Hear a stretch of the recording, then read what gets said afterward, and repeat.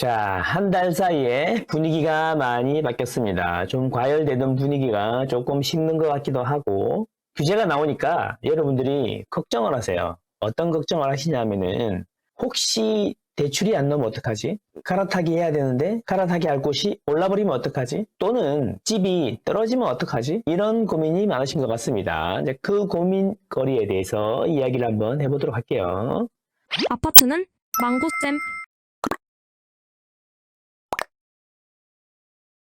이분이 금융감독원장이죠. 이복현 씨. 인터넷 뱅킹 대출 가상금리 올리기 전에 갈아탔다 그래갖고 요즘 말이 좀 많긴 한데 뭐 다 그런 거 아니겠습니까? 이분이 이제 모든 이슈의 중심이죠. 금융위원회나 정부, 한국은행에 엇박자가 나가지고 이게 좀 조율하는 것 같아요. 정신이 하나도 없습니다. 대출 안 나올까봐. 잔금 쳐야 되는데. 또는 이제 이사 가야 되는데 떨어지면 어떡하지? 뭐 이런 걱정 많이 하시는데 이 규제의 시대가 왔어요. 규제. 규제하면 지난 정권 아니겠습니까? 지난 정권에 규제가 뭐 30번이 나왔네, 뭐 28번이 나왔네 그랬는데 그 규제 이야기를 한번 해보면 이제 감을 좀 잡으실 수 있을 것 같아요. 아마 제가 5월 달인가? 그런 이야기 했던 것 같은데 지금 규제 지역을 서울에 지정을 해도 추가로 지정을 해도 하나도 이상하지 않다. 그런 분위기다. 라고 말씀을 드렸는데 이번 정부는 지난 정부처럼 규제 지역을 막 지정하기보다는 대출 규제를 통해서 이제 수요를 줄이는 그런 전략을 펴고 있습니다. 수요를 줄이든가 공급을 줄이든가 해야 되는 건데 수요 억제책을 쓰는 거죠. 그 이야기는 공급 대책을 발표했지만 이 공급 대책이 당장 영향이 있지 않다는 걸 인정하는 거죠. 공급이 부족하다는 것을 인정해버리는 거예요. 그러니까 이제 수요 사이드를 이제 눌러야겠다 이런 이야기인데 사실 수요 억제한다는 게 말이 안 되는 거야. 사실 이게 표현이 안 맞다고 생각해.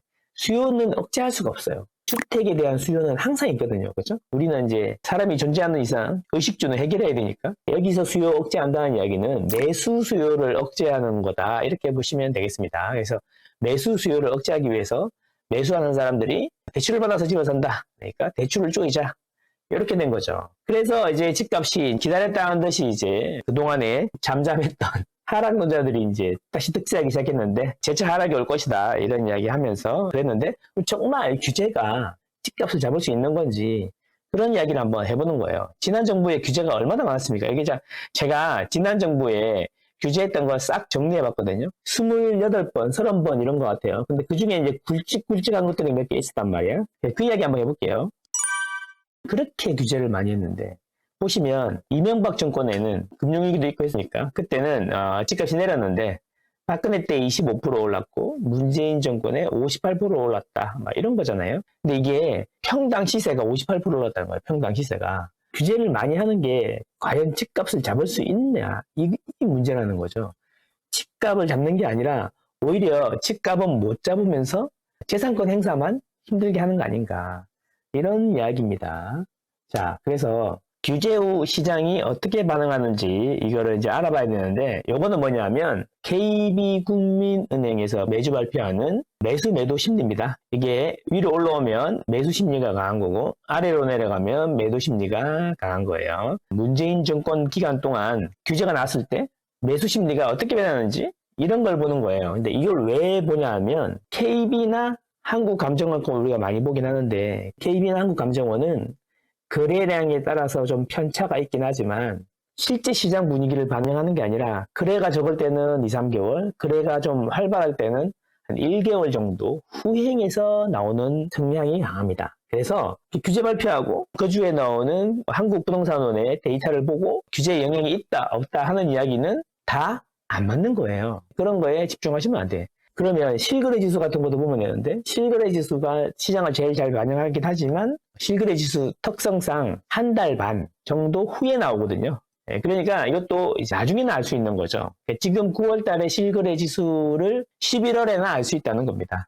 그래서 실시간으로 가장 잘 알 수 있는 게 몇 가지가 있는데 그 중에 이제 심리지수, 심리는 바로바로 변하니까 요걸 많이 보는 거예요. 그러면 이제 규제가 나오자마자 심리가 어떻게 되는지를 보면은 시장 분위기를 가장 잘 알 수 있습니다. 보시면 지난 정권에서 규제를 발표했는데 사실 파리 대책이라는 대책이 나왔을 때 솔직히 저는 깜짝 놀랐거든요. 좀 사실 충격이었어요. 왜 충격이었냐면 원래 규제라는 게 처음에 약한 거 던져보고 반응 보고 약한 거 던져보고 반응 보고 이렇게 점점점 강도를 올려가는 건데 한 방에 거의 대부분의 규제가 쏟아졌어요. 이명박근혜 정권 때는 시장 분위기가 안 좋았기 때문에 규제를 하는 게 아니고 완화책이 많았고 노무현 정권 때 규제가 많았는데 노무현 정권에서 차근차근 쌓아서 했던 규제를 한 방에 파리 대책에 담아놨던 거죠. 그래서 저는 깜짝 놀랐어요. 이게 한 번에 이렇게 나올 수가 있나. 충격이 좀 컸거든요. 그래서 파리 대책 나오고 난 다음에 어떻게 됐어요? 이 심리가 훅 꺼졌다는 거죠. 훅. 그런데 보면 다시 올라옵니다. 몇 달 안에 다시 올라오고 자세히 보시면 여기 회색이죠, 회색. 이 회색이 밑으로 내려가야지 가격이 내린 거예요, 가격이. 근데 실제로는 파리 대책이 나와서 심리는 확 죽었는데 가격이 떨어지지는 않았어요. 회색 보면 위로 나와 있잖아. 그리고 다시 회복을 합니다, 회복. 그래서 이게 충격이 크면 클수록 심리는 순식간에 죽는데 시간이 지나면 다시 탄력을 받아서 돌아오더라는 거죠. 그래서 이제 가계부채 종합대책 해가지고 또 대출 규제를 더 강화하기 시작합니다. 우리 지금 이제 대출 규제를 강화하고 있으니까 그 이후에 어떻게 됐냐? 보면 오히려 살짝 몇 주 횡보하다가 다시 올라갑니다. 제가 느낄 때는 이 대출 규제가 이게 생각보다 시장을 빠르게 냉각시키지 못한다는 거지. 그 다음에 다시 내려갔다가 위로 폭발을 하니까 827 대책이 나오는데 이때는 뭐냐면 대대적으로 조정 지역을 지정하게 됩니다. 지방도 조정 지역 지정하고 난리도 아니었거든요. 이렇게 급등하니까.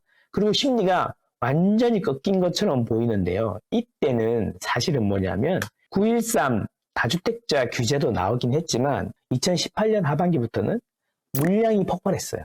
그러니까 규제가 잡았다기보다는 물량이 폭발하던 시기에 규제가 나왔던 거죠, 우연히. 18년 하반기부터 헬리오시티 입주하고 서울에 입주 물량이 엄청 많았단 말이에요. 그래서 조정을 받는데 실제로는 여기 보시면 이 회색 보시면 하락이 크진 않았어. 살짝 하락했어. 그리고 다시 반등했단 말이에요. 여기서 우리는 뭘 할 수가 있냐면 규제가 나와도 시장은 일시적으로 반응을 하긴 하는데 몇 달 지나면 다시 원래대로 돌아가더라. 이게 정답이었다는 거죠. 그러면 규제가 시장을 움직이는 거냐, 방향을 바꾸는 거냐라는 의문에 도달하게 되는데 저는 이렇게 생각합니다. 규제는 시장의 방향을 바꾸지 못합니다. 세기를 좀 약하게 하거나 속도를 좀 느리게 할 뿐이다라는 겁니다. 그게 중요하다는 거죠.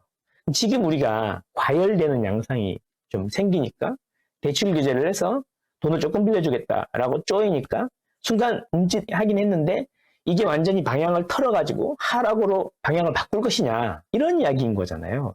사실 규제는 그렇게 하지 못했다라는 거죠. 이게 포인트가 된다라는 거죠. 그리고 이런 것도 있네요. 12월 19일에 3기 신도시를 1차로 지정했는데 그때도 지정하고 나서 좀 있다가 그때부터 올라가기 시작했다. 이거는 이제 매우 장기적인 프로젝트가 되겠다. 2019년 12월에 지정했고요. 지금 그때 지정한 신도시들 사전 청약 조금 한 거 말고는 아직 땅도 제대로 못 고르고 있다는 거죠. 지금 2024년이거든요. 5년 동안 뭐 한 겁니까? 그러니까 이번 정부에서 지정한 택지도 5년 지나도 분양할까 말까다 이런 이야기인 거예요. 쉽지 않다는 겁니다. 절대로 쉽지 않다. 신도시 지정한다 그래서 집값이 안정되거나 이러지 않는다라는 겁니다. 구독! 좋아요! 구독! 좋아요! 그래서 여러분들이 이제 규제가 나오니까 쫄아가지고 이런 생각을 한다는 거죠. 대출이 안 되면 어떡하지? 근데 지난 정권의 대출 규제는 어느 수준이냐면 이번 정권하고는 비교도 안 되게 급하게 들어갔어요. 심지어 소급 적용해가지고 대출 규제가 나올 때마다 사람들이 패닉에 빠졌어요. 패닉. 이번 정권하고는 완전히 달랐단 말이에요. 충격과 공포 막 이런 느낌이었어요. 예를 들면 조정지역에서는 잔금 대출이 안 나온다. 오늘 발표하고 내일부터 시행. 이런 식이었다는 거죠. 뭔 소리냐면 조정지역의 다주택자, 유주택자는 대출 금지. 그러면 나는 조정지역에 분양을 받았는데 등기 칠 때 잔금 대출을 받아야 되는데 잔금 등기 못 치는 겁니까? 이게 이제 아우성이 이만저만이 아니라는 거죠. 오늘 발표하고 내일부터 시행이니까. 그럼 어떻게 해야 되는 겁니까, 여러분? 지금은 비교도 안 될 정도로 이런 식의 패닉에 빠뜨리는 전략을 많이 썼다는 거죠. 그러면 저는 2년 전에 분양을 미리 받았고 계약을 이미 했는데 2년 전에는 잔금 대출이 된다고 해서 했는데 안 되게 하면은 어떡하란 말이냐. 이게 소급 적용이죠. 그래서 정말 대출 규제가 나올 때마다 패닉에 빠졌단 말이야. 근데 지금은 그 정도 수준은 아니라는 거죠. 정말 옛날 대출 규제에 비하면 너무 스무스하게 하고 있는 겁니다. 그러니까 대출이 안 되면 어떡하지? 이런 걱정은 안 하셔도 되는 게 그때도 결국에는 다 해주더라라는 거죠. 실수요자는 특히 이번 정권에서는 보호를 하려고 하잖아요. 그러니까 그런 걱정 안 하셔도 된다. 잔금을 못 치면 어떡하나 이런 생각 많이 하시는데 은행은 많고 방법은 많습니다, 여러분. 여러분이 잘 모르시겠지만 대출을 못 해줘서 힘든 데도 많습니다. 제가 항상 강조드리지만 대출을 못 해줘서 힘든 것도 많고 여러분이 5대 은행 외에도 우리의 친구들 있잖아. 제2금융권도 있고 그 다음에 보험사도 있고 많지 않습니까? 거기서도 안 되면 또 있어요. 여러분이 상상 못하는 방법이 많습니다. 그러니까 대출이 안 된다고 고민하는 건 뭐냐면 여러분이 더 많이 안 알아봤기 때문이다라는 겁니다. 자, 그리고 조정이 오면 위기냐 기회냐 걱정을 하시죠. 너무 위기가 아닌가. 근데 아까 보여드렸잖아요. 파리 대책이라든지 지난 정권의 대출 규제는 지금하고는 비교도 안 될 만큼 강력하고 순식간에 진행이 됐는데도 다 잔금 안 친 사람 어디서 다 잔금 치고 다 해결했다는 거죠. 그리고 아무리 센 규제가 나와도 몇 달 안 갔다는 거죠. 지금은 떨어지는 기미도 안 보이지 않습니까? 그래서 저는 규제가 나온다고 하더라도 대출이 안 되면 어떡하나, 잔금을 못 치면 어떡하나, 다시 떨어지면 어떡하나 이런 고민을 하지 말라는 거죠.